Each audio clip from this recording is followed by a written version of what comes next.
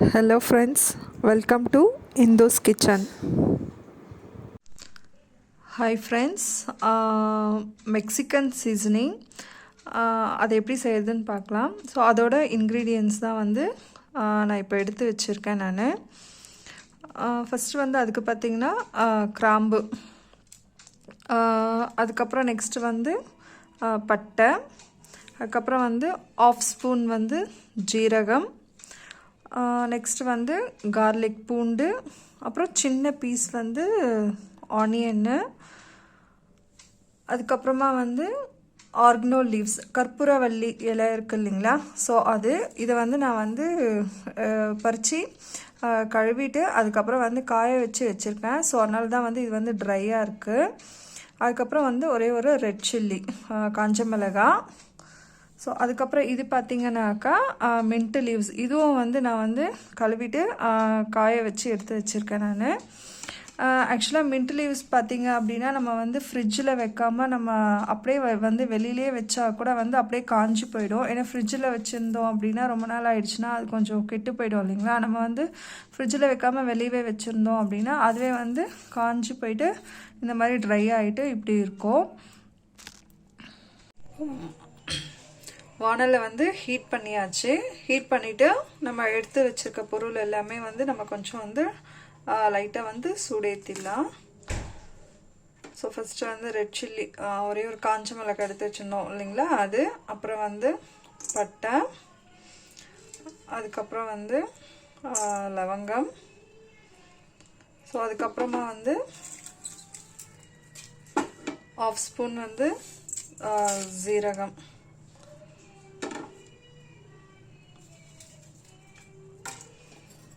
So இது வந்து கொஞ்சம் லைட்டாக வந்து நல்லா கொஞ்சம் வந்து ரோஸ்ட் மாதிரி பண்ணிக்கலாம்.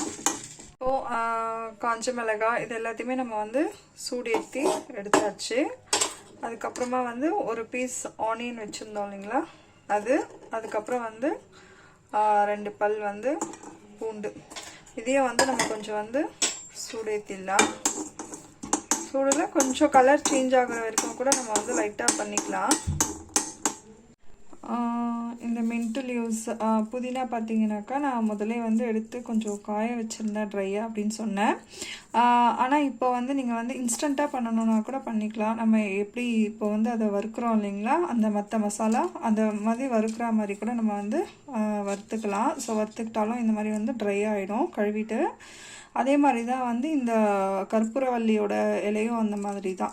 நீங்கள் வந்து ஃபஸ்ட்டே வந்து காய வச்சு வைக்கல அப்படின்னா இதையும் வந்து நம்ம வந்து சூடு ஏற்றும் போது இதுவும் வந்து இந்த மாதிரி ட்ரை ஆகிடும். ஸோ இன்ஸ்டண்ட்டாகவும் வந்து நம்ம வந்து பண்ணலாம். லீஃப் வந்து பறிச்சுட்டு அதுக்கப்புறம் கழுவிட்டு நம்ம வந்து இதையும் வந்து கொஞ்சம் சூடு ஏற்றினோம் அப்படின்னா இந்த மாதிரி வந்து வந்துடும். இப்போ நம்ம வந்து வறுத்து வச்சுருந்த எல்லா மசாலா ஐட்டமும் வந்து மிக்ஸி ஜாரில் போட்டுடலாம்.